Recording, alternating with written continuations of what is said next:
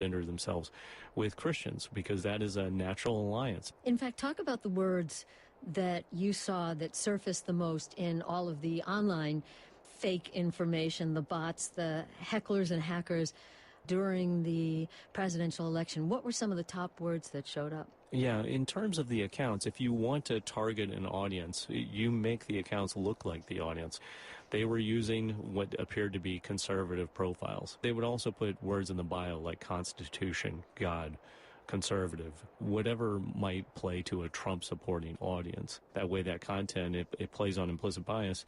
Just like with your friends and family, you're more likely to take content that looks like somebody and talks like somebody that you know than somebody that you don't know. That's Clinton Watts, a former FBI agent, cybersecurity expert. He's now a senior fellow at the Foreign Policy Research Institute in Philadelphia. His latest book is Messing with the Enemy. When you testified before the Senate committee a year ago, you came up with recommendations how to prevent this interference. We're heading into the midterms. We'd love you to come back tomorrow and talk to us about where you think we are and what the U.S. needs to do. How's that? Good. Thank you. Thank you. Okay, so tomorrow, what should U.S. officials do? What do we as Americans do with this knowledge? Clinton Watts back tomorrow. Coming up this afternoon on The Daily. The administration describes this as part of a negotiation strategy where the president is going to be forging these new deals that are better for American farmers. The question for many farmers is just how long will this take? I'm Michael Barbaro. That's today on The Daily, the New York Times. Listen this afternoon from 3:30 to 4 on WAMU 88.5. Support for WAMU comes from CubeSmart Self-Storage, who believe that there's a story behind every red door, whether storing for a big move, business need, or an organizational project. More about storage that can fit your story is at CubeSmart.com.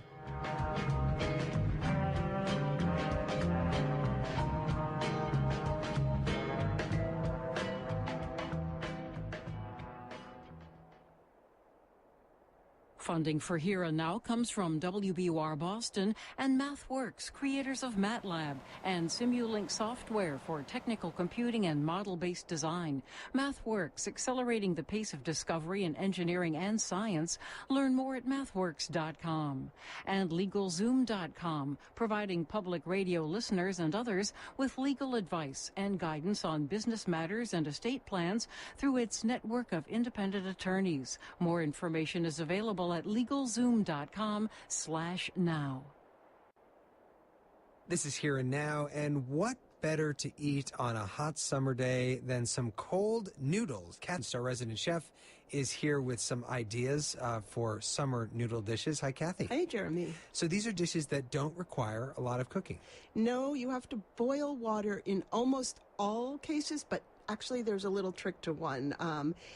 It's just one of those days when you think if you even light a match in your kitchen, you're going to tear your... I get really overheated quickly. Ask my husband. I also get crabby.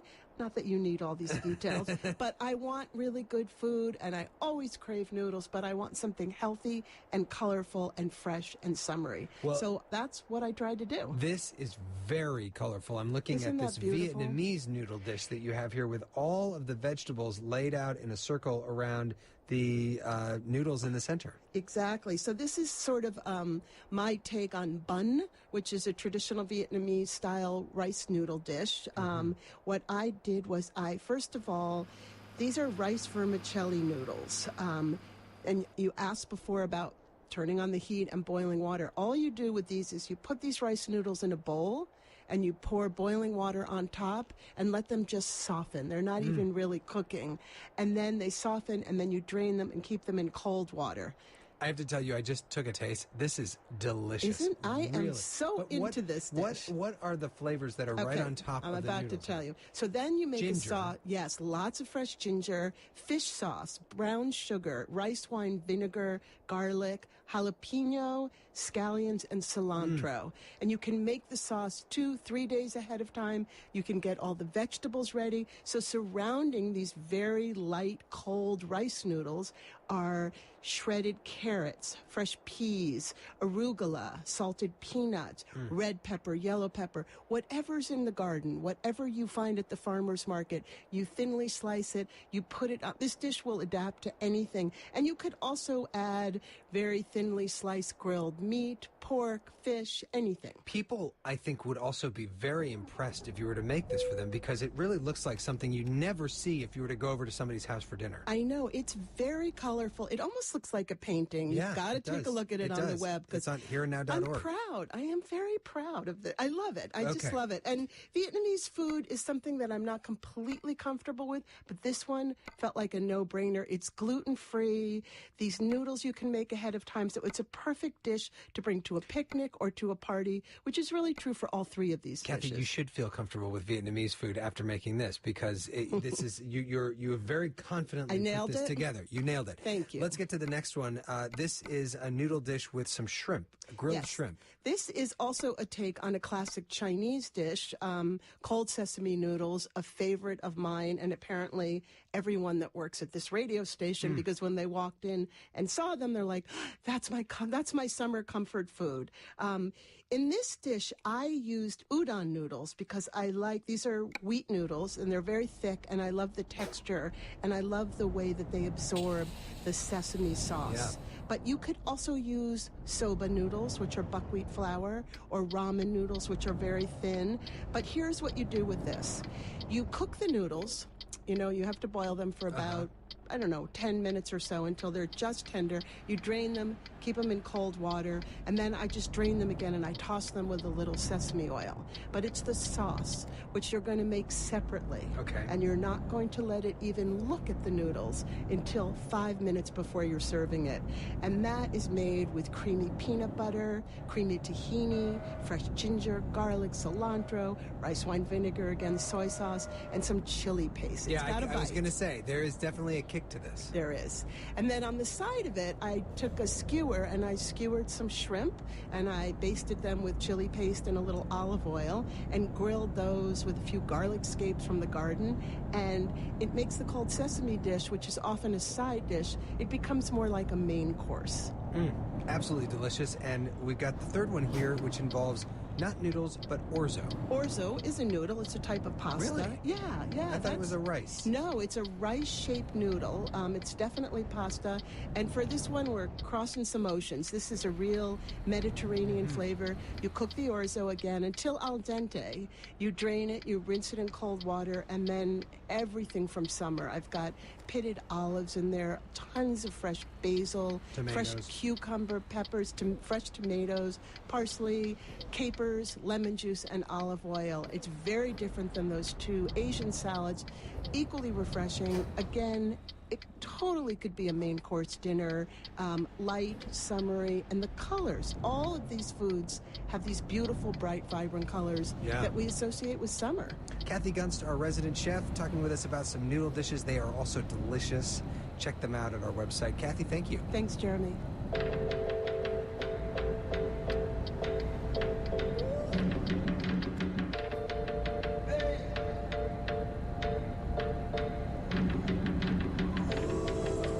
Trying to figure out what to play for summer. This is Feels Like Summer, a new song from Childish Gambino. Check it out. Yeah, exactly.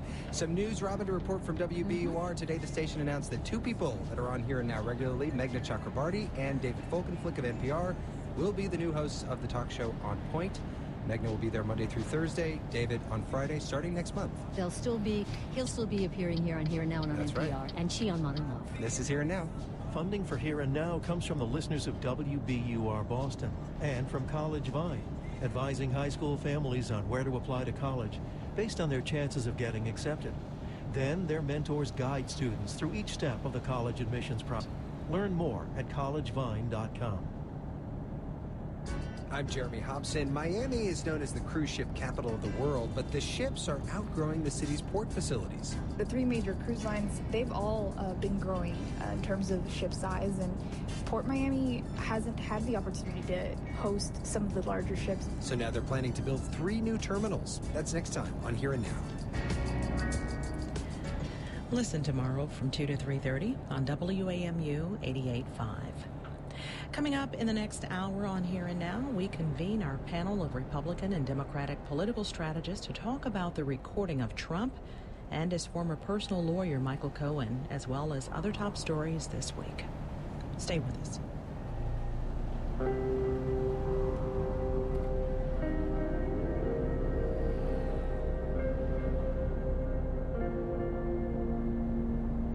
Support for WAMU comes from Dulles International Airport, announcing new nonstop service to Edinburgh, Scotland, offering more than 125 nonstop destinations. More at flydulles.com/nonstop. It's 86 and overcast in Northwest D.C. This is WAMU Washington, your listener-supported NPR news station from American University. In HD at 88.5 at WRAU 88.3 Ocean City and live at WAMU.org. I'm Jerry Mitchell. It's 3 o'clock. Funding for Here and Now comes from MathWorks, creators of MATLAB and Simulink software, accelerating the pace of engineering and science. Learn more at mathworks.com. From NPR and WBUR Boston, I'm Robin Young. I'm Jeremy Hobson. It's Here and Now. Coming up, our political strategists weigh in on the Cohen tape, President Trump's trade war, and his speech before a veterans group where he defended his tariffs. And just remember, what you're seeing and what you're reading is not what's happening. Also, I think people hear the word denuclearization and they think that means North Korea giving up their nuclear weapons. but our arms control expert says North Korea is dismantling a missile site, but they're not stopping weapons production, which is okay if it tamps down rhetoric. These stories and Chris. Synth pop in the DJ sessions coming up Here and Now. News is first. Live from NPR News in Washington, I'm Lakshmi Singh. President Trump's national security advisor says Russian leader Vladimir Putin should not visit the White House until next year. John Bolton issued a statement today saying the president thinks the meeting should be delayed until after what Bolton calls the Russia witch hunt is over. After their Helsinki summit, Trump announced that he'd invited President Putin to come to Washington for further talks this fall, a time when the country would be focused on the midterm elections. The Kremlin suggested the two could meet at the G20 in late November. Talks with each other, not at each other. That's what the European Commission's president says he hopes to encounter in his talks with President Trump over a trade war that pits the U.S. against its major trade allies. Here's Jean-Claude Juncker. We are close partners, allies, not enemies. We have to work together. We are representing half of the world trade. $1 trillion is the trade figure between us. Yes. And so I think that we have to talk each to another and not at another. And that's what we do today. I do think that we should focus on reducing tariffs, not on increasing them. And that's what we have to do. Trump says that at a minimum, the U.S. deserves to be in a reciprocal trade agreement with Europe. As of this hour, Yosemite Valley is officially closed for the rest of the week due to a wildfire burning nearby. Laura Setsui with member station KVPR reports that the blaze has grown to nearly 60 square miles. The Ferguson fire has been burning for nearly 2 weeks now in California's Sierra National Forest. Jim Mackinson with the U.S. Forest Service says that firefighters are struggling to build fire lines in overgrown areas that haven't burned in over a century. Hey, guys have to go through with chainsaws to cut the brush down. The thicker it is, the slower it is. 3,400 people are already fighting the fire, but Mackinson says they will likely need more. For NPR News, I'm Laura Setsui in Fresno, California. A Turkish court has ruled that American pastor Andrew Brunson be moved from prison to house arrest while his trial proceeds. NPR's Peter Kenyon reports Turkish state media say Brunson's health was a factor in the decision. Brunson was arrested in December of 2016 on terrorism charges. A week ago, a court denied Brunson's appeal to be released from jail and set the next hearing for October. Now the same court has ruled Brunson should be moved to house arrest. The charges against Brunson could lead to a 15-year jail term. They involve both the Kurdistan Workers' Party, which has been fighting the Turkish military for decades, and the cleric Fethullah Gulen, who Turkey blames for a failed coup attempt 2 years ago. The U.S. has said the charges against Brunson are baseless. Turkey's President Recep Tayyip Erdogan last year openly suggested swapping Brunson for Gulen, who resides in Pennsylvania. Peter Kenyon, NPR News, Istanbul. The Dow is up 10 points. This is NPR. Using something called ground-penetrating radar, Italian scientists say they have discovered an underground lake near the South Pole on Mars. The radar was on a European Space Agency probe called Mars Express orbiting the red planet. Ellen Stofan is a former member of the radar science team and now the director of the Smithsonian National Air and Space Museum. I think this is extremely strong evidence that there is liquid water beneath the poles in this South Polar layered terrain, which is extremely exciting. Excited because most scientists liquid water is a necessary ingredient for life. The new findings appear in the journal Science. Sergio Marchionne, the charismatic CEO who led a turnaround of Chrysler, has died. News of Marchionne's passing came as his company, Fiat Chrysler, reported its earnings for the latest quarter. Here's NPR's Dustin Dwyer. Marchionne stood out among auto executives. He rejected business suits and became known for his trademark black sweater and blunt analysis. He led the acquisition of Chrysler after its bankruptcy and returned it to profitability as part of Fiat Chrysler. Michael Manley now steps in to replace Marchionne at the company. There is no doubt that Sergio was a very special, unique man, and there is no doubt that he's going to be sorely missed. The former executive died the same day the company reported financial results. Chrysler had a net profit of $882 million for the second quarter. Dustin Dwyer, NPR News, Grand Rapids, Michigan. The Dow is up 13 points at 25,254. This is NPR News. Support for NPR comes from NPR stations. Other contributors include the estate of Joan B. Kroc, whose bequest serves as an enduring investment in the future of public radio and seeks to help NPR produce programming that meets the highest standards of public service in journalism and cultural expression. Coming up this afternoon on The Daily. The administration describes this as part of a negotiating strategy where the president is going to be forging these new deals that are better for American farmers. The question for many farmers is just how long will this take? I'm Michael Barbaro. That day on The Daily from the New York Times. Listen this afternoon from 3:30 to 4 on WAMU 88.5. From NPR and WBUR, I'm Jeremy Hobson. I'm Robin Young. It's here and now. President Trump is pushing back after the release of that secret tape of a conversation between him and his former personal lawyer, Michael Cohen. In the tape made during the campaign, they talk about forming a company to funnel money to their friend David, a reference to David Pecker, publisher of the National Enquirer, presumably to help him catch and kill stories like that of Karen McDougal's alleged an affair with Trump. Here's a bit of the tape, starting with Cohen talking about financing the company they've formed. When it comes time for the financing, which will be... What financing? We'll have to pay you. So, no. I got... No. Hey, Don, how are you? You can hear the tape there at the end cut off to another call or conversation. Let's bring in our political analyst, Alice Stewart, Republican strategist and CNN political commentator. Welcome back. Thank you, Jeremy and Robin. How are you? Good. Doing well. And Jamal Simmons, Democratic strategist. Hi, Jamal. Hi. So, Jamal, let me start with you. There is a debate. Well, I mean, on this topic, there's a debate over whether what then candidate Trump was saying at the end of that tape before it cuts off. Part of his words are hard to hear, but he clearly says the words pay with cash. Here's how Rudy Giuliani, the president's personal lawyer, presented it on Fox News. The transcript makes it quite clear at the end that President Trump says, quote, don't pay with cash. Cohen then interrupts and says, no, I got it. And then you hear distinctly, if you're careful and you slow it down, check. There are a lot of people not buying that explanation, but what do you make of this tape, Jamal?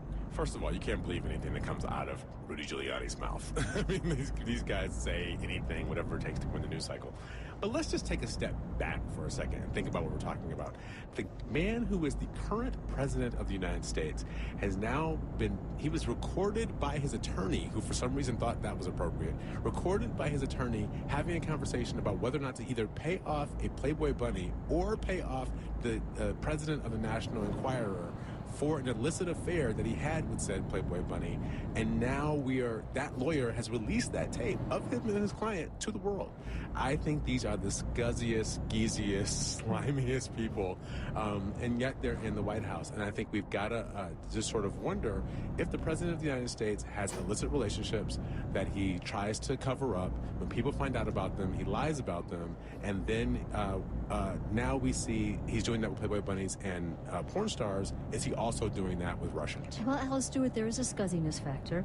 Yes. But there's also, the question about whether he was talking about paying with cash or check, because it goes into questions about campaign finance restrictions. But there is the question of what is the president saying? And I just want to ask you about that. We have a president who seemed to a lot of people to answer no to a question at a press conference, and then the White House said he didn't say no, who said he didn't say something about Britain's leader Theresa May when it's on tape, who says that he's tweeted out just in the last days that he thinks that Russia is going to be interfering in our 2018 elections, backing the Democrats, when he said that he didn't think Russians would be interfering in the elections, and he stood next to President Putin, who said that he was backing Donald Trump. The word Orwell and Orwellian is entering into a lot of analysis. Are you worried that the president is getting somewhat Orwellian? That's a concern, and all of those instances that you pointed out are spot on. The facts speak for themselves. However, this administration will say and will continue to say that the president says he has done nothing wrong, and that's their answer. Or don't believe what you see or hear or read, as he said last night. But that's what Orwell. Exactly. Yeah. It's an alternative reality, and the problem is he behaved this way on the campaign. And he was elected by the people, and he is running this White House as he has before. And if we can, these tapes, it's undisputable what is said on the tapes. And what is clear is that he knew about these payments long before he has ever admitted to doing so. And in the end of the day, what this says is that we know that the president had an inappropriate relationship with the Playboy bunny. Payments were made. He knew about it. But so this is nothing new. This just verifies that he has not been truthful. And if we can say one thing about David Pecker. I dealt with David Pecker on the presidential campaign when he was making up nonsense stories about Ted Cruz's father killing JFK. Right. And I can assure you there's zero daylight between David Pecker and the president with regard to catching and killing a story that's derogatory of this president or pushing a story that's derogatory of an opponent. So for them to say that they weren't working together on this is completely not true in my mind. So, but at the end of the day, people knew this before. They voted for him, right. And this is how he's running this White House. Okay, and this is about a payoff of a number in the thousands or maybe more than $100,000. There's another payoff I want to talk about, which is at $12 billion. Jamal, yesterday we got the announcement that the Trump administration would extend $12 billion in emergency aid to farmers who are hurt by the ongoing trade war that President Trump started with China, the European Union, and others. Here's the president speaking yesterday in Kansas City, talking about the effect of his administration's tariffs on other countries. They don't want to have those tariffs put on them. They're all coming to see us, and the farmers will be the biggest beneficiary. Watch. We're opening up markets. You watch what's going on. Just be a little patient. Jamal, what do you make of this aid package?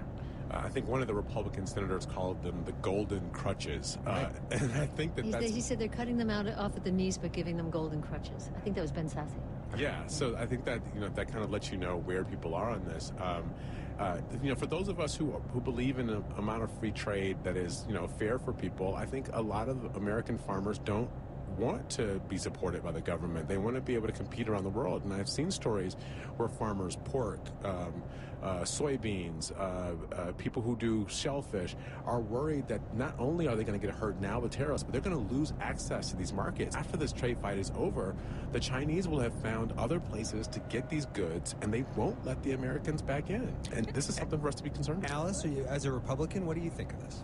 Look, I think the president is right to push for free trade and fair trade. That's something that he ran on. That's something that he has been very clear as to his stance. But in my view, this tariff war and this trade war doesn't look like it's going as it should be. And farmers were being hurt by this. Farmers helped put this man in the White House, and they were hurt by this. I've talked with a lot of farmers in Arkansas and across the East Coast, and they are worried about this. And what happened, the farm aid that came out yesterday, the announcement, that is throwing a bone to rural America. It sends a signal to the markets that the White House is looking at this long term and will have protections in place. My question is whether or not they will actually be there when it's necessary. But if you noticed, as soon as that announcement came out, the markets corrected themselves, which was an important note to make. But the president is looking at this long ball. He expects this to work out well for the country in the big picture. But farmers have bills to pay day to day, and they have crops that they need to harvest, and they're looking at this paycheck to paycheck, and they're suffering, but at the same time, many of them I spoke with still support this president. Well, it is, again, it's kind of Orwellian, because his critics, even Republicans, are saying, instead of handing out the money to the farmers, just take away the tariff, do it on that side. But, as you say, we spoke to a ginseng farmer, remember, Jeremy, from Wisconsin, who had voted for Trump. And I said, but didn't you know that he talked about tariffs, he talked about doing this, and he said, I didn't think he was going to do it to us. So there is that political part. But we mentioned Senator Ben Sasse of Nebraska.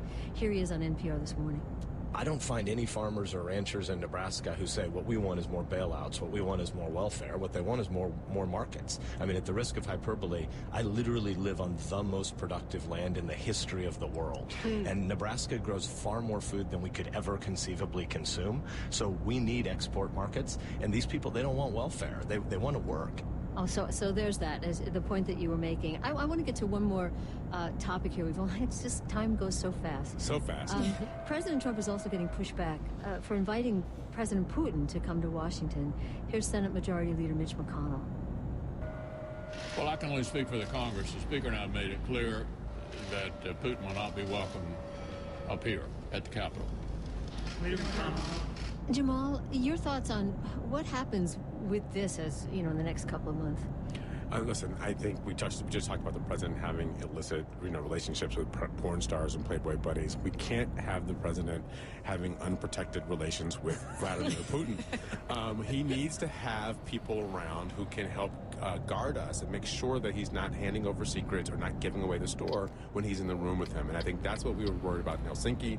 We still don't know what they discussed, and what that proves is he trusts Vladimir Putin, Donald Trump does, more than he does his own domestic intelligence services. It's unacceptable. I agree we should practice safe talks with Russian leaders, but it's important that we open up the dialogue and have the conversations. I would feel much more comfortable with a second meeting if we had a better readout of what was discussed in the first meeting, and if we saw evidence that the president was more forceful on Russian interference and strong on continuing the sanctions. With that, if we had more information and saw accomplishments and actions out of that, I'm all for a second meeting, but I think we need to have a lot of that in place before they sit down again. It's interesting with the topics that we got to today, we did not talk about Iran, which just a couple of days ago was the big news of the day. We see how fast that has faded out of the headlines. Alice Stewart, Republican strategist, and Jamal Simmons, Democratic strategist. Thanks to both of you. Thanks, Jeremy. Thank you for having us. It's here and now.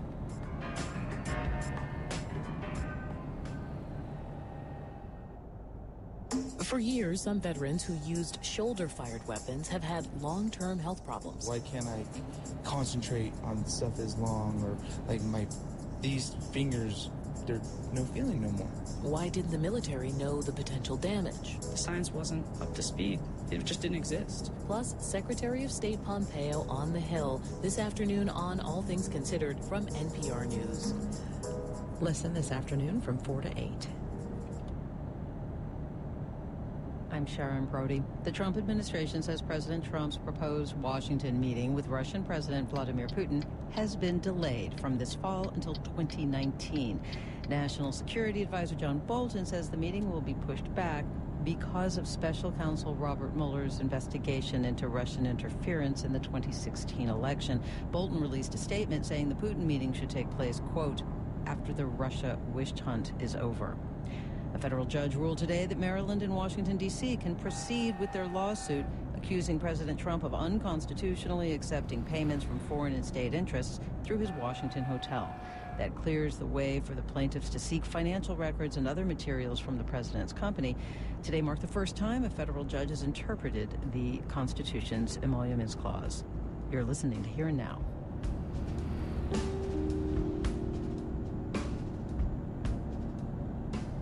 Support for WAMU comes from GEICO, offering car insurance as well as services for homeowners and renters insurance through the GEICO Insurance Agency. Additional information can be found at geico.com or 1-800-947-AUTO. Amazon Studios' Generation Wealth, a documentary from Lauren Greenfield, the filmmaker of The Queen of Versailles. Spanning 25 years, the film explores materialism and the desire to be wealthy at all costs. In theaters Friday. Johns Hopkins University's advanced academic programs, offering graduate courses for those working toward leadership roles in government analytics, global security, and nonprofit management. advanced.jhu.edu.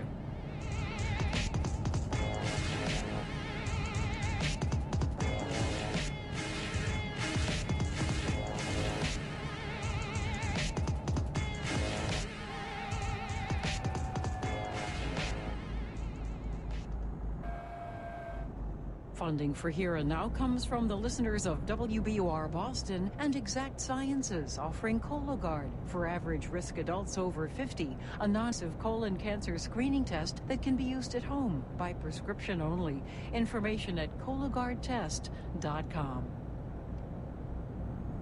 It's Here and Now. Satellite images taken this week appear to show North Korea dismantling a missile facility, something analysts say represents an important first step towards fulfilling a commitment Kim Jong-un made at his summit with President Trump in June.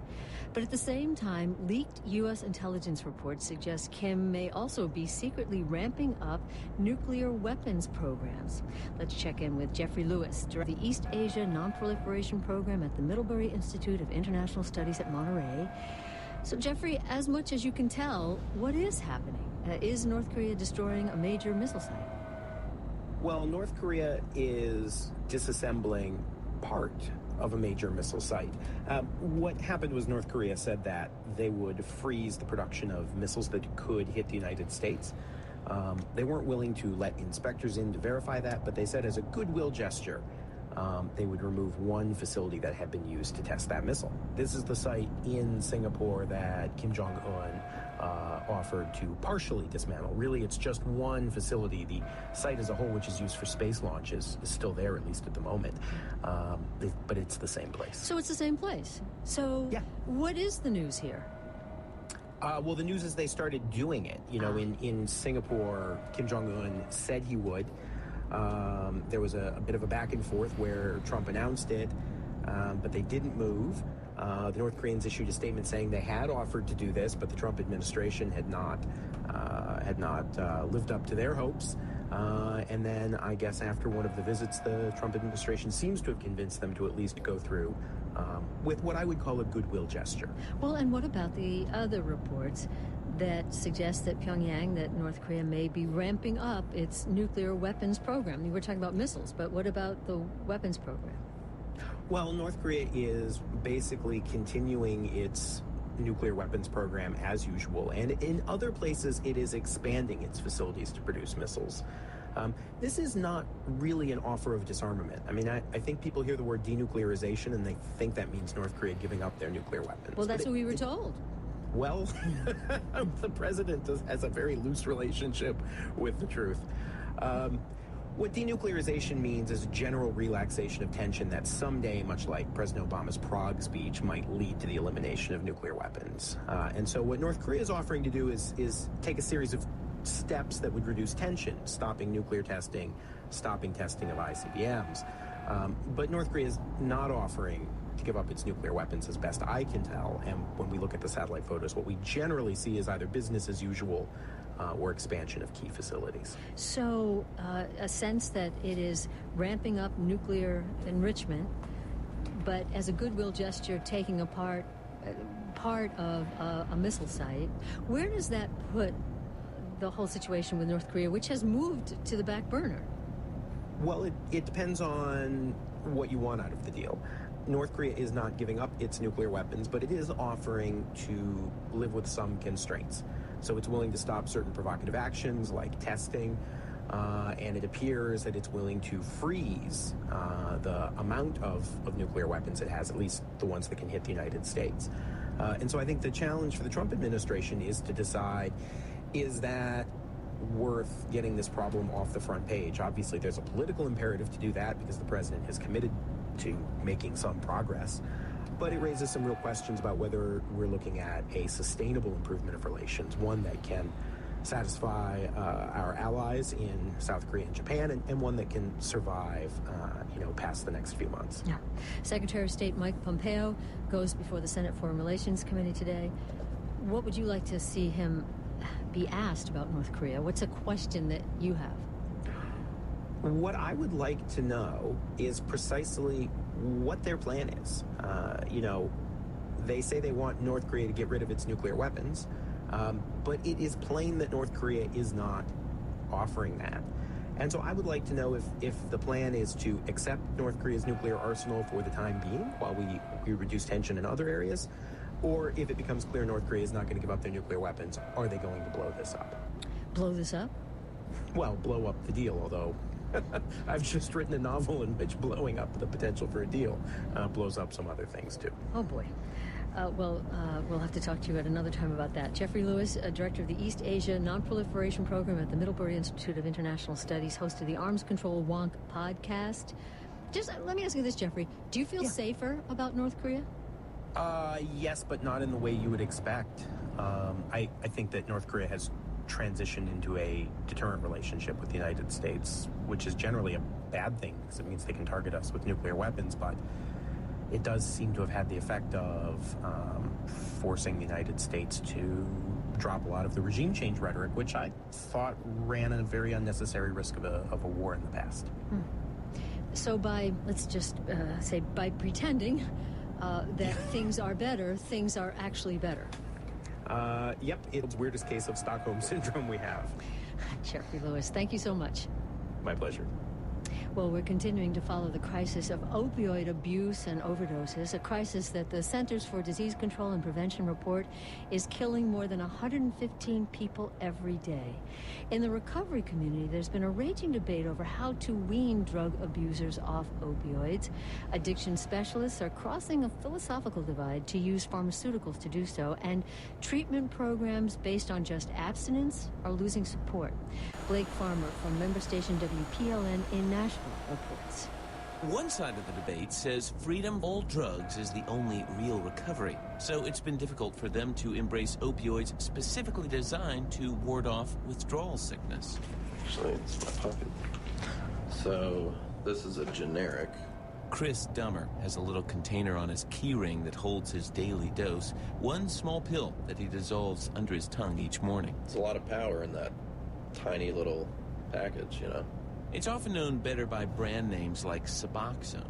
Buprenorphine is the generic term, and it's quickly become one of the biggest selling drugs in the U.S. Here in Tennessee, prescriptions have doubled in the last 5 years. For Chris Dummer, the medication has helped him stay sober for 6 years.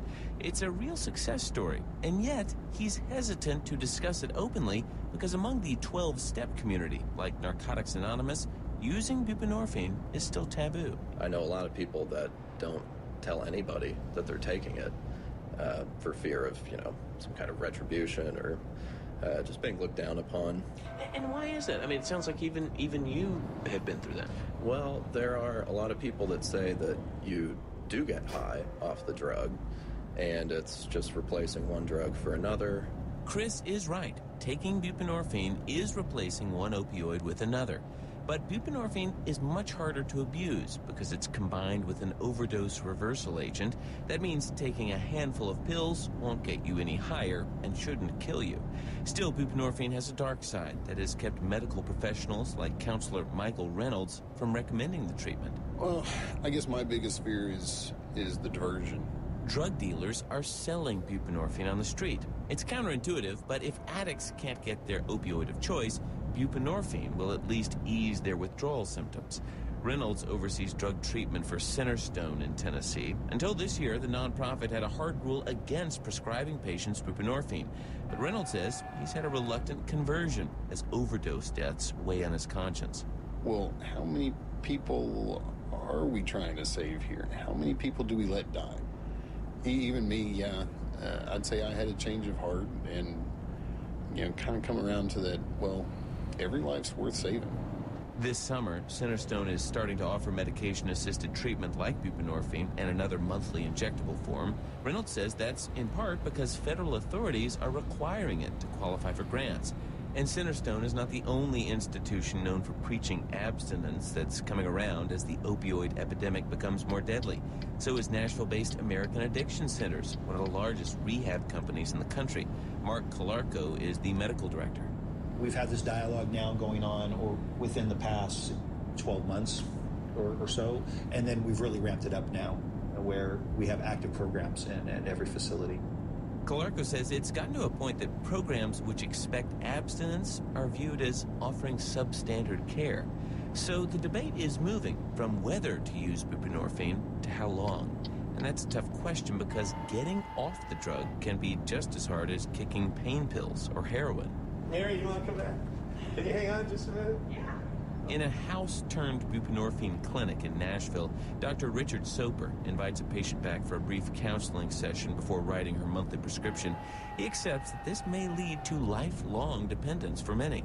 But like many buprenorphine believers, he points to other medications for chronic disorders. Yes, it's possible to get off them, but Soper says physicians would never insist. We don't do that for high blood pressure. We don't do that for asthma. We don't do that for diabetes. We don't do that for any chronic medical disorder. Can you imagine not taking it at some point? No. I don't even pretend to. I'm so over that. Mary Gillum is one of Soper's patients. She's a former nurse, a mother of two, who got hooked on Lortab after a running injury and eventually wound up shooting heroin. I've been through so many treatment centers, and it's such a... It's just... I hate to use the word joke, but it's futile. As far as I can tell, you have to replace that medicine with this medicine, period. I don't know any other way around it. Gillum says for her, the choice is clear. Either die someday from a heroin overdose or take a pill for life. For Here and Now, I'm Blake Farmer in Nashville. And again, the CDC says 115 people a day are dying from opioid abuse. Your thoughts on the debate over intervention are welcome at hereandnow.org.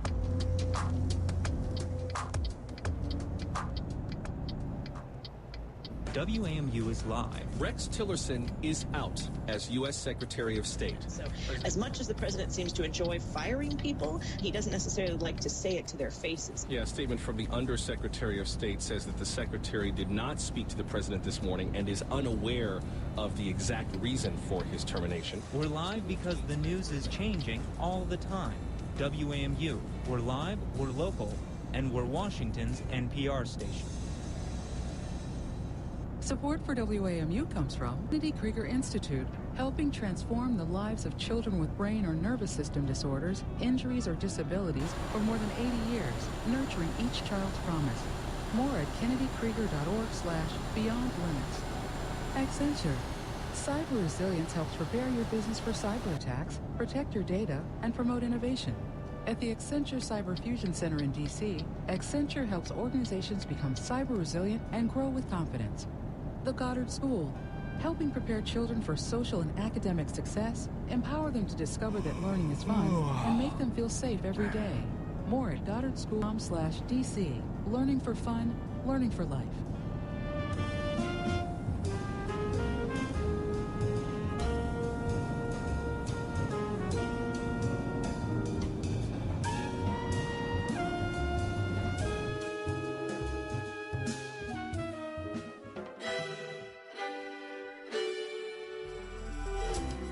So far, these countries are not caving to the pressure of the Trump administration. And in the meantime, we're seeing these countries that have been hit by U.S. tariffs in this trade war, they are negotiating their own big trade deals with each other without the U.S. I'm Michael Barbaro.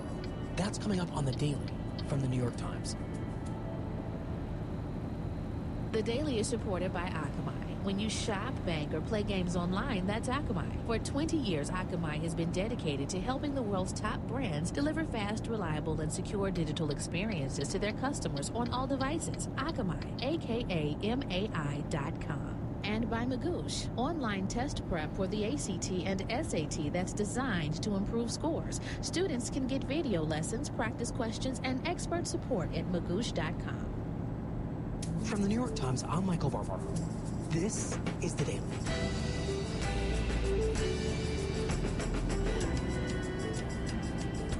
Today, President Trump announces a $12 billion bailout of American farmers.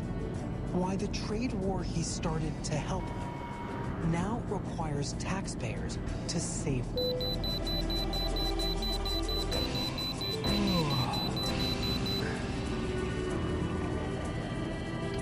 It's Wednesday, July 25th. We're going to say, and I say it now, America first. America first. So when he was a candidate, Donald Trump made trade a big issue on the campaign trail, and he promised to do something very different from his predecessors. Renegotiate our foreign trade deals.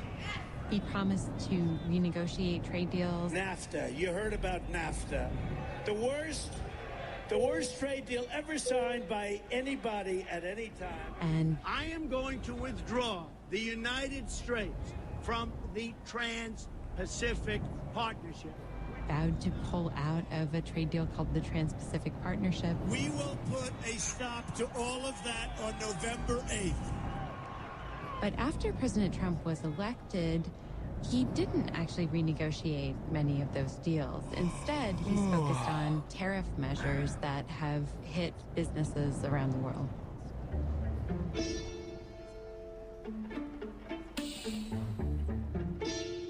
Anna Swanson covers trade for The Times. So, it's really my honor to start this process. It's going to be a very fair process. It's going to be very fair to other countries, especially those that treat us well.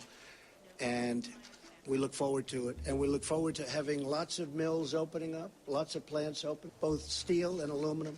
He starts in March by imposing tariffs on steel and aluminum, which is basically a tax on those goods coming into the country that raises their price. We will have a 25% tariff on foreign steel and a 10% tariff on foreign aluminum when the product comes across our borders.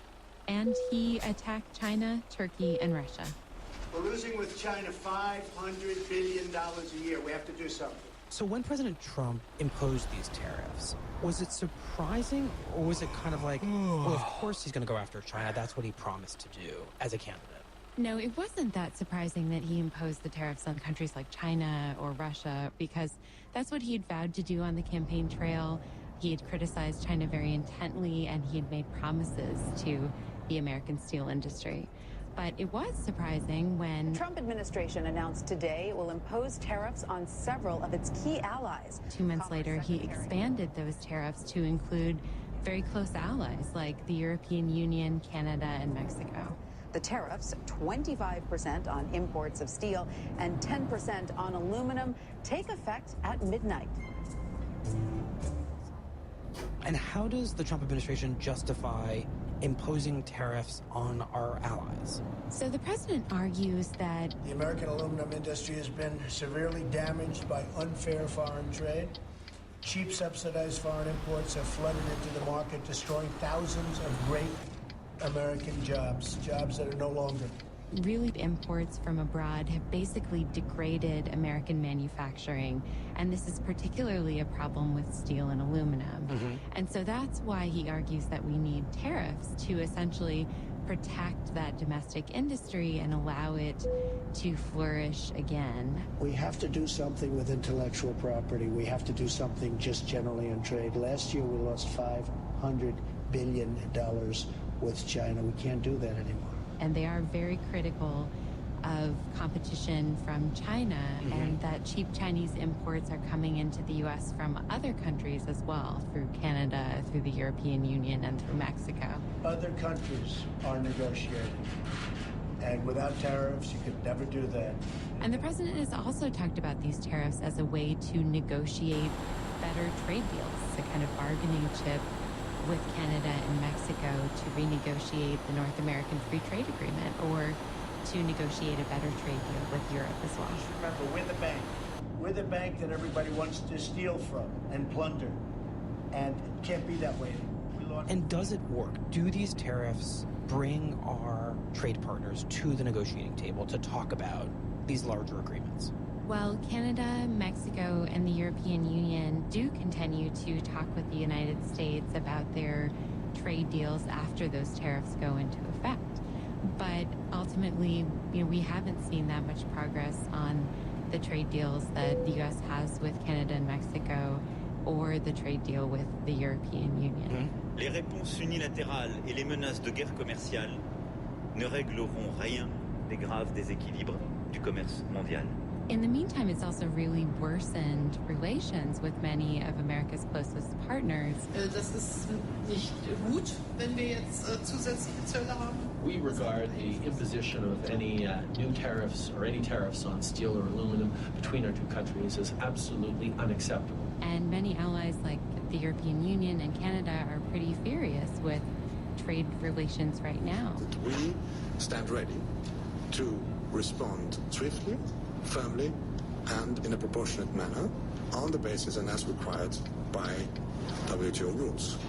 So they start retaliating. Firing back, China responded within hours to President Donald Trump's announcement of the tariffs, focusing on agriculture, wine, fruit, nuts, and pork products, but also recycled aluminum and steel pipes. China first responds with tariffs on about $3 billion of American products. Starting today, the European Union is striking back at the United States with tariffs. The European Union jumps in with its own tariffs on about $7 billion of products, and it picks really iconic American goods, including blue jeans, bourbon, and Harley-Davidsons. Here at this Harley-Davidson dealership just outside Brussels in Belgium, this bike will cost about $30,000. Mexico and Canada also respond with their own tariffs that are targeted at major exporters. Mexico vowing to slap fees on American pork, fruit, and steel. Products like ketchup, whiskey, yogurt, they're all strategically chosen. So these countries are retaliating with their own tariffs that seem deliberately aimed at classic, essential American goods. Yes, but they're also trying to target American goods in places that have very powerful representatives. From a Kentucky point of view, NAFTA's been a big winner. And so I think the best way to characterize where most Republican senators are right now, including myself, is genuine concern that this not escalate into something much broader. Kentucky, which is the home state of Mitch McConnell, was targeted. Well, look, we think the economy is doing very well. We want to make sure that every step we take helps the economy. We want to make sure that abusers are held to account, especially China when it comes to dumping and transshipping. But we also want to make sure that every step we take forward does not create any unintended consequences. As well as Wisconsin, where House Speaker Paul Ryan is from. Many goods from those states were picked up in this retaliation. And what's the point of that? These countries are hoping to put pressure on people in those districts and then pressure some of the most prominent politicians in the Republican Party to then take their case to the president and argue that these tariffs should be removed. So it's as much a message to these Republican lawmakers as it is to the administration about the dangers of tariffs. Yes, and I think what's important to note is just how this is escalating. So we've gone from having tariffs on just a few $1 billion of goods to now having tariffs on about $92 billion of foreign products right now. And the president has threatened tariffs on hundreds of billions of dollars more of products. So that could expand very quickly in the months to come. So this tit for tat on hundreds of billions of dollars of products on both sides, the U.S. and our trading partners, does that mean we're now engaged in a full-fledged trade war? I would say definitely maybe. But I think, you know, the important thing about a trade war is that you get locked into this cycle of responding to tariffs with more tariffs. So I think in that sense, we definitely are in a trade war because you're seeing this kind of vicious self-replicating cycle where the United States is imposing these tough measures and other countries have no choice but to respond with the same kind of punitive tariffs. And who's being hit the hardest by this cycle of U.S. tariffs against foreign goods and foreign tariffs against U.S. goods? Well, farmers who really rely on foreign markets to sell their products are being hit really hard. I'm going to guess 90% of our soybeans are exported, and probably 70% of our corn. So soybean farmers have been hit really hard by falling prices. It could easily affect our profit by, or increase our loss by, I don't know if 30% is out of line or not, but it's going to throw that number out there and hope I'm wrong. So once these tariffs went into effect, it raised the price of their goods in foreign markets and makes them less appealing to foreign consumers. And that's led to sales dropping off. China, for example, has been buying soybeans from other countries, including Brazil, instead of the United States. And then you've also seen farmers respond by reducing their own expenditures. So they're deciding not to buy that new tractor or that new grain silo. And so that's having ripples through the farm economy. So how are these farmers reacting to the decline of their business at the hands of these tariffs from the Trump administration? So far, many farmers I've talked to have been surprisingly patient. They say that this is a negotiating tactic and they're willing to stick with the president. These were the constituencies that were strong supporters of President Trump. I still would, given the facts I had at Election Day, I would still have voted for him. But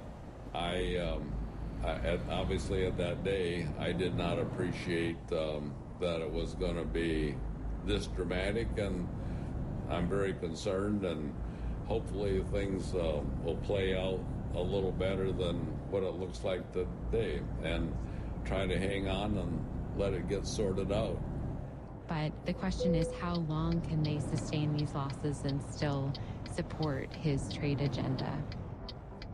The Trump administration says help is on the way for farmers. That's why on Tuesday he announced a program to help them. The U.S. Department of Agriculture introduced a $12 billion plan to help farmers who are feeling financial pain from China's retaliatory tariffs. So what does it actually look like, a $12 billion bailout for farmers? Well, it's a pretty big number, and we're told it will involve direct payments to farmers to help them with the pain of these tariffs that they're facing abroad.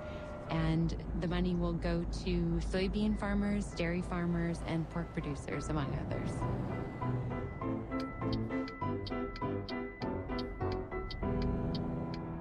We'll be right back. The Daily is supported by Home Advisor, matching homeowners with home improvement professionals for a variety of home projects, from minor repairs to major remodels.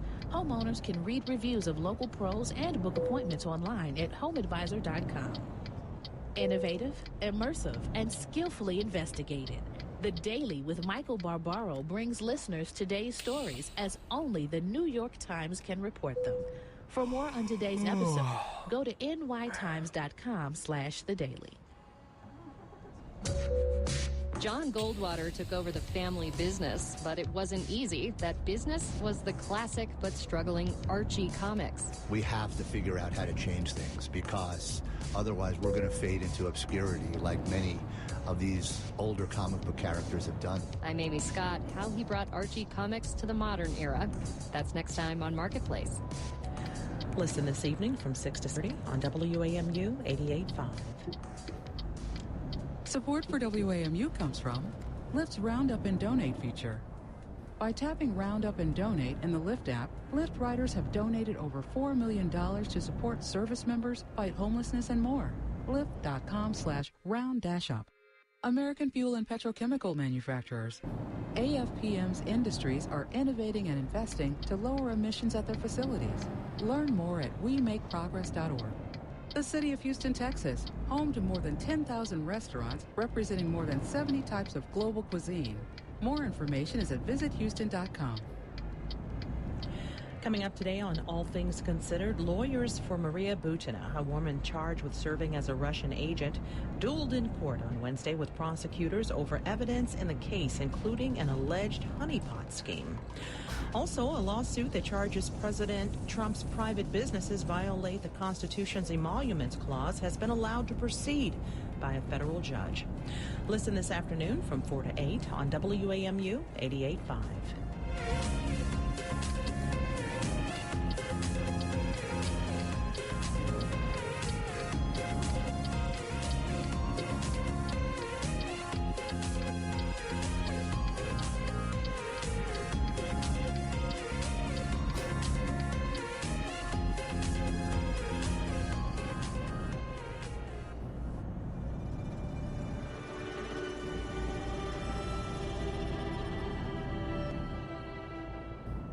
Okay, so Anna Swanson, just to be sure I understand this, President Trump, in pursuing his America First approach to what he sees as unfair trade deals, starts a trade war that ends up hurting the American farmer.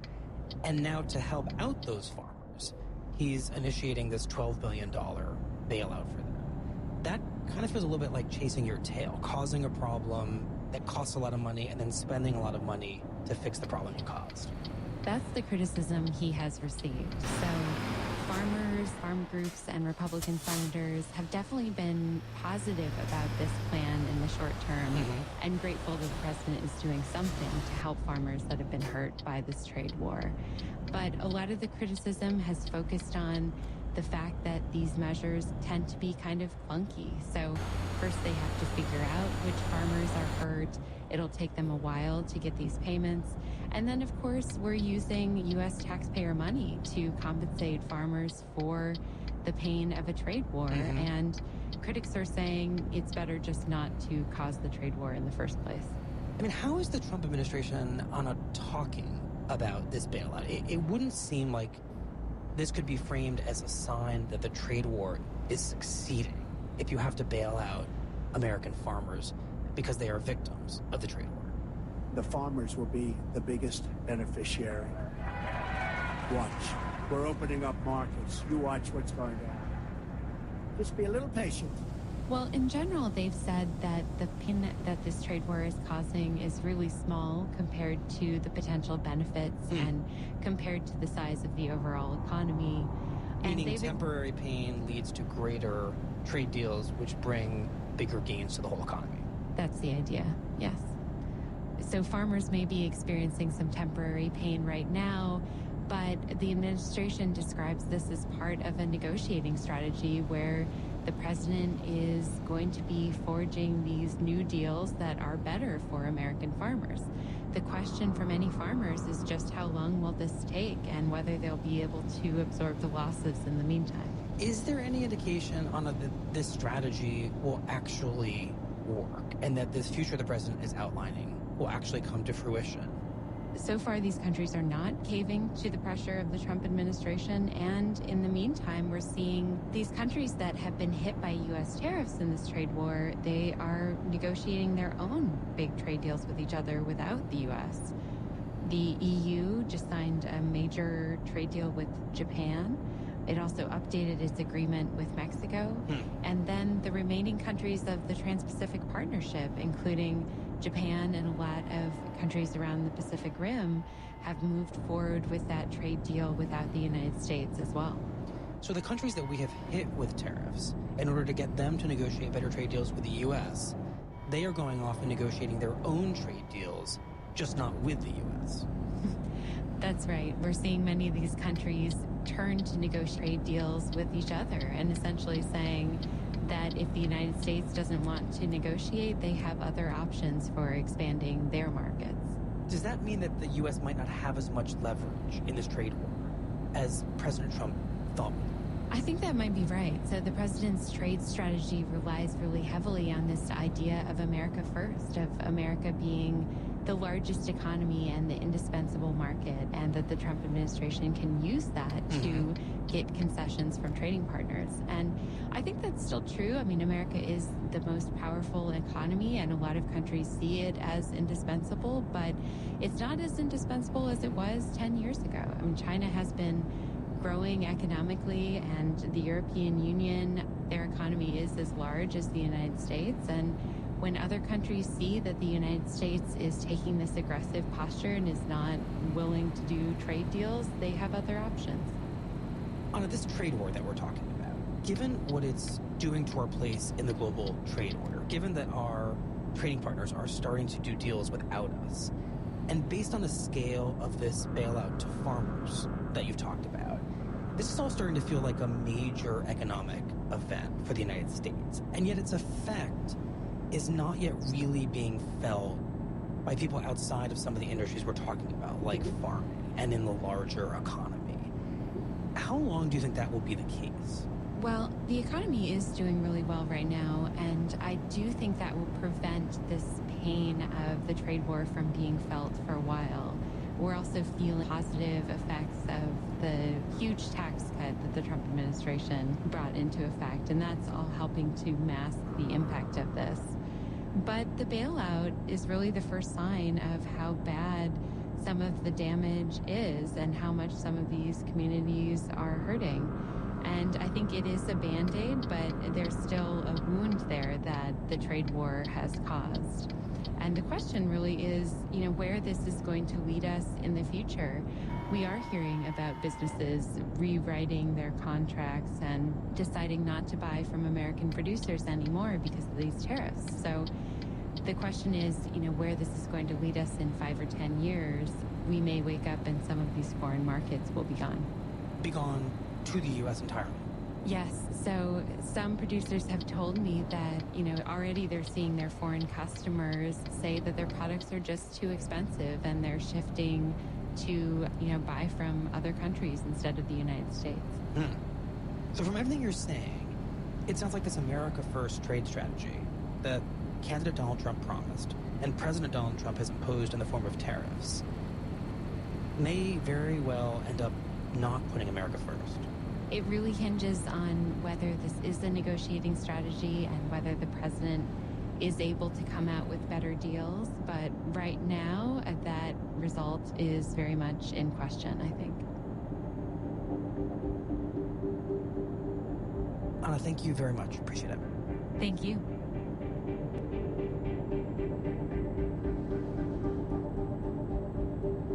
Officials from the European Union will travel to Washington today to present the Trump administration with ideas for easing the trade war. In his latest escalation, President Trump is considering tariffs on foreign automobiles and auto parts, a plan strongly opposed by the EU. The Times reports that no matter what the EU proposes, it is likely to face skepticism from Trump, who recently called the EU a foe of the U.S.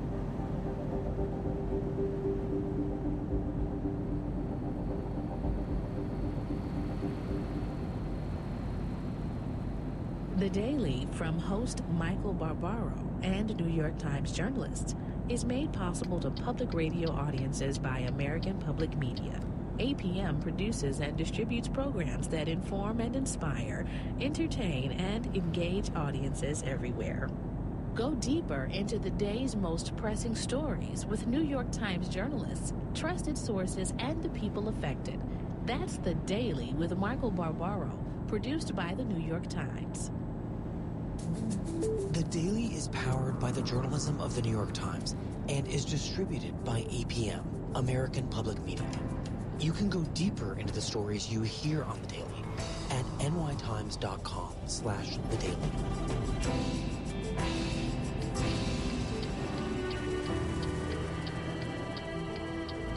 That's it for The Daily. I'm Michael Barbaro. See you tomorrow. If you're like us, you're probably already talking about midterm elections because, well, they're important. Democrats here can't figure out the right way to campaign against a Republican like Knight. And with Republicans in control of the federal government, Democrats now see health care as a winning issue. Probably the strictest voting purge law in the country. All things considered gives you the context you need to know what's happening with midterms and why they matter. Hear the bigger picture every afternoon. Listen from 4 to 8. Humans went from living in small tribes to massive societies. How do you get everyone to follow the rules in the days before police departments and traffic cameras? Those who will not live by the law shall die by the law. How notions of an angry, punishing God help humans survive. This week on Hidden Brain from NPR. Listen tonight from 9 to 10 on WAMU 88.5. Support for WAMU comes from Uninet, providing software to over 1,000 government contractors to automate pipeline and project management, time tracking, billing, and accounting. More at uninet.com. Dulles International Airport, announcing new nonstop service to Edinburgh, Scotland, offering more than 125 nonstop destinations. More at flydulles.com/nonstop. Wolf Trap is offering the chance to win a pair of tickets to see Angelique Kidjo perform her reinterpretation of the Talking Heads album Remain in the Light. Join Bikuti and the Positive Force. Tuesday, August 7th.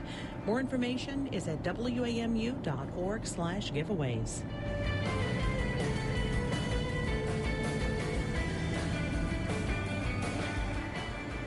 This is WAMU Washington, your listener-supported NPR news station from American University. In HD at 88.5 at WRAU 88.3 Ocean City and live at WAMU.org. I'm Jerry Mitchell. It's 4 o'clock. We just want it to be a level playing field for our farmers, for our manufacturers, for everybody. President Trump defends his tariffs against allies at home and abroad. It's Wednesday, July 25th, and this is All Things Considered from NPR News.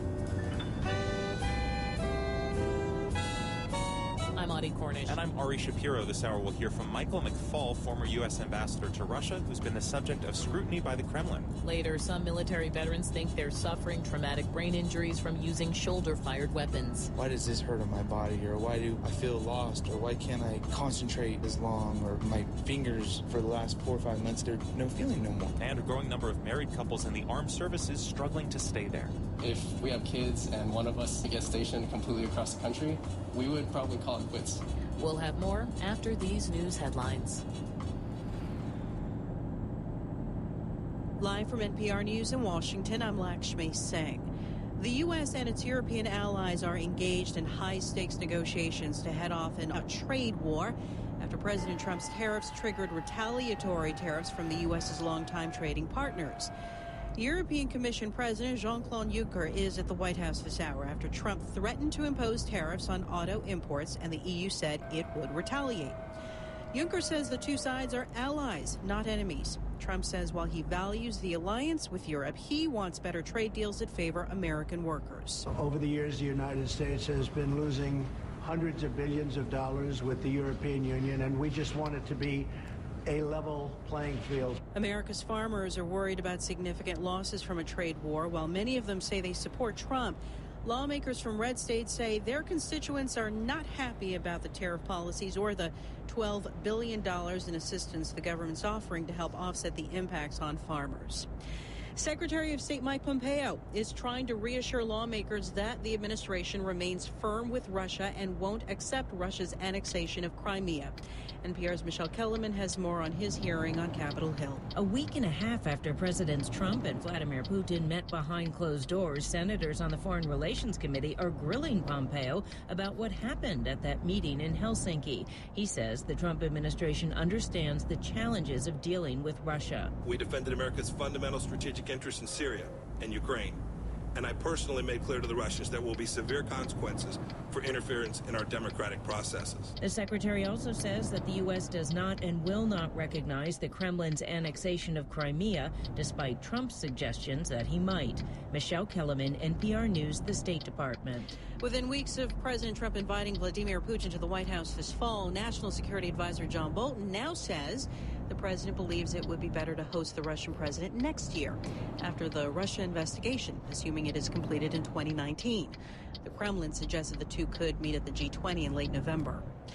Italian scientists say they have discovered a subsurface lake on Mars. NPR's Joe Palca reports finding liquid water add to speculation that there might once have been life on Mars. The lake is located near the South Pole on Mars. It was discovered by an instrument aboard the European Space Agency's Mars Express spacecraft in orbit around Mars. The instrument uses radar to probe beneath the Martian surface. Roberto Orose is senior author on the paper in the journal Science describing the discovery. The lake is 1.5 kilometers deep, and the material above it is all water ice mixed with dust. Finding liquid water suggests there may be places where life might exist on what is now a dry, barren planet. But just finding water doesn't prove that life does exist on Mars. That's Joe Palca. This is NPR. Support for NPR comes from NPR stations. Other contributors include the Kauffman Foundation, working together with communities in education and entrepreneurship to create uncommon solutions and empower people to shape their lives and be more successful. More online at Kauffman.org. This is WAMU 88.5. Good afternoon. I'm Tamika Smith. At 4:04, it's 82 degrees in the nation's capital. In regional news, a federal judge says Maryland and the District of Columbia will be allowed to continue their emoluments case against President Donald Trump. The judge accepted the argument that the term emolument could mean any profit, gain, or advantage that the president may get from business transactions with foreign governments. The lawsuit accuses President Trump of accepting gifts from foreign governments through his hotel in Washington. It also claims that local businesses are not able to compete with an establishment with ties to the president. Today's ruling means Maryland and the district will likely press for greater access to the Trump Organization's financial records. D.C. emergency officials have transported nearly 300 patients over the span of 10 days. That's due to possible overdosing from a synthetic drug known as K2. WAMU's Ellie Yu reports on some of the city's efforts to respond. From July 14th through July 24th, D.C. Fire and EMS took 283 patients to emergency rooms. Dr. Tanya Royster is director of D.C.'s Department of Behavioral Health. We have had increased outreach teams out, making people, number one, aware of the dangers of this strain, number two, recommending that they not use this drug, and number three, making sure that if they are dehydrated, provide them with free water. Says outreach teams are also connecting people to recovery services. So far, the city is investigating 4 deaths that may be linked to the recent strain of the drug. For WAMU, I'm Ellie Yu. In D.C., police officials